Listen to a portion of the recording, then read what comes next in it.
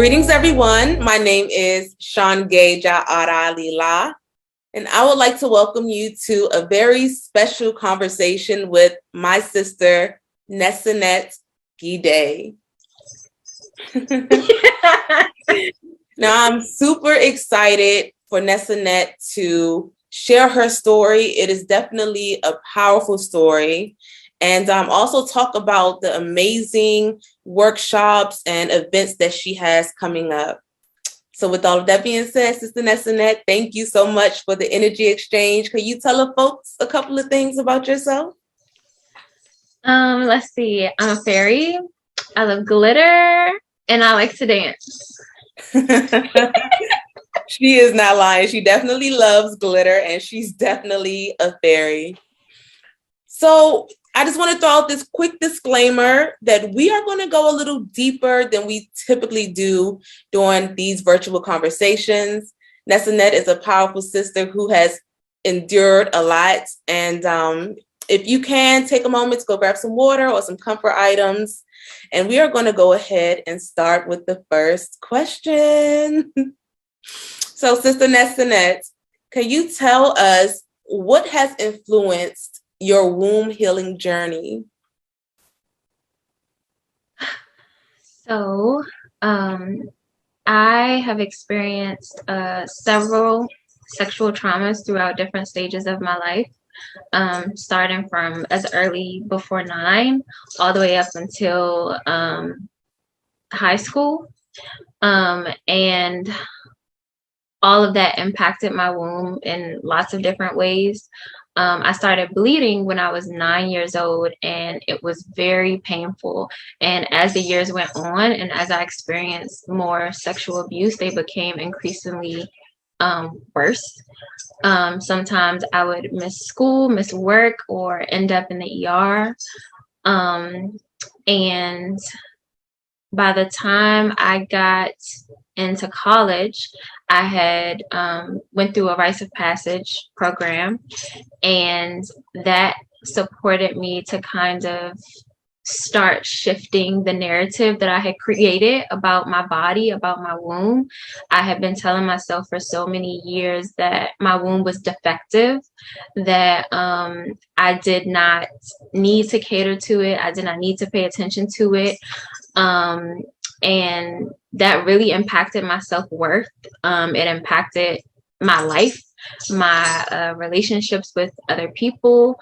But once I began to, it started off with me shifting my language around my bleeding time and around my womb space. And then I began to learn about different healing practices. I did some Kundalini yoga. I did some yoni steaming. I got colonics. I did ecstatic dance. There were so many things that I did to try to shift into a more positive direction and build a sacred relationship with my womb and with my bleeding time. Yeah. Thank you for sharing.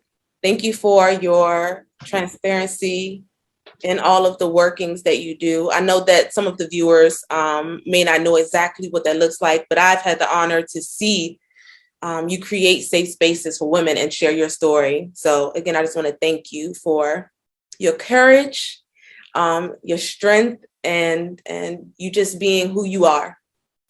Just wanted to say that. Thank you. You're welcome. Okay, so you kind of touched base on this next question that I want to ask you. How has your creativity assist you with activating your inner wisdom after all that you have experienced? How are you able to reclaim your power and reclaim your body? Mm-hmm. Honestly, dance has been the biggest one for me. I started like recording myself dancing so that I could witness myself when I had no one else to support me through my depression, through all the things that I was moving through. And dance also supported me to tap into my own body wisdom, to like really listen to the voice of my womb and to release the energy that was trapped in my womb space in my body. Dance has really been something that has become a sacred medicine for me, and it still is. And now I'm kind of like venturing out into other forms of dance. Like I used to just keep dancing as a private thing for myself, and now I am studying burlesque, and that's the route that I'm trying to move towards, so that I can continue to use dance as a healing tool, but also heal out loud, you know? So that is where I'm headed. But also writing and journaling has been a savior for me. It really supported me to release a lot of the traumas that I experienced, especially when I didn't have anyone to talk to about it. Writing helped me find my voice. And then later on, it turned into me being able to do speaking engagements and share my story, which is how Sacred Womb Works was birthed. I'm trying to think what else. Sacred Adornment. You hear my jingles. These are my little affirmation mojo bracelets. They have words up here like freedom, victory, success, courage. I also like to make waist beads, but like Sacred Adornment is something that really keeps me grounded in a way for me to like tap into my creativity, but use like word power to help me feel, you know, like I am honoring myself. Ashe. You mentioned Sacred Womb Works.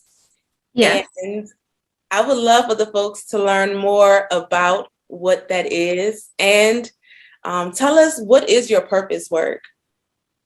So Sacred Womb Works is my purpose work.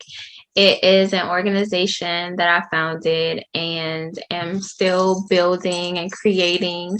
But the root of it is I want to provide spaces for survivors of sexual abuse, of reproductive trauma, of intimate partner violence, to be able to have places to dive into their womb healing journey. I also support young girls and women to learn how to honor menstruation as a sacred rite of passage. And I honor other sacred pathways along the womb healing journey. So from puberty to preconception to pregnancy and birth, all the way to postpartum and menopause. It's all about honoring the wisdom of the womb. I love it. I love it. I love you. And I love what it is that you are building for yourself and our community. Thank you. So with all of that goodness, can you tell folks how they can keep up with you, what upcoming projects, events you have coming down the line, what you got going on over there? Okay, so you can follow me on Instagram at Fairy Womb Goddess. I don't post a lot, but I'm trying to work on that. You can also find me at my website. My website home is sacredwombworks.com. As far as you can also find me on Eventbrite. If you look up, is it under Sacred Womb Works or Netsenet Ghiday? One of those. Follow me on Eventbrite. I post events there. What is coming up for me? Okay, so beautiful news. I just found out that I got accepted to do a workshop at Sex Down South Conference. It's called Sacred Pathways to Pleasure for Survivors. And that will be happening in September 8th through 10th in Atlanta, Georgia this year. So I'm very excited about that. Yeah. I also have lots of different circles that I hold. So I do a meditation circle. It's called Heart, Womb, Soul, and it's for survivors. I do those on Thursdays. I have a Dancing for Birth class. So you don't have to be pregnant to attend the class. You can be along any, part of the spectrum, preconception. You can already have had a baby, and you can dance with me virtually or in studio in Durham at WD Hill Recreation Center. Let's see what else. Blood rights stuff. I teach the young girls and the women about how to honor their blood. And so I have Mom, Me and Menstruation is the workshop. I have Honor Your Flow, which is a program, a period positivity program.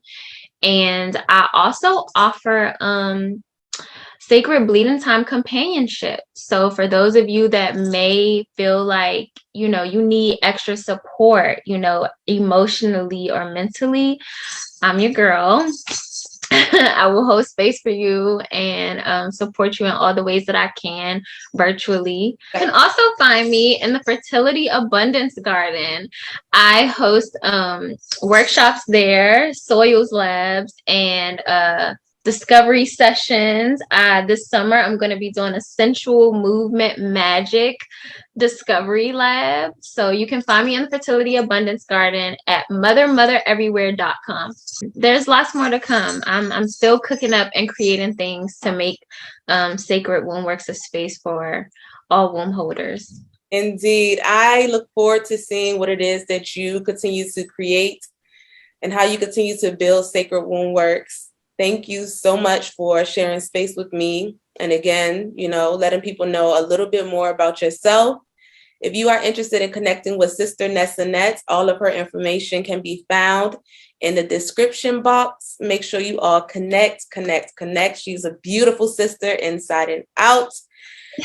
If you would like to connect with me, visit www.rebelassemblage.com. Rebel Assemblage on all social media platforms.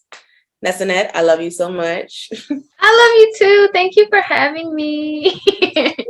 Thank you for joining me. All right, y'all. Thank you for tuning in. Until next time, peace.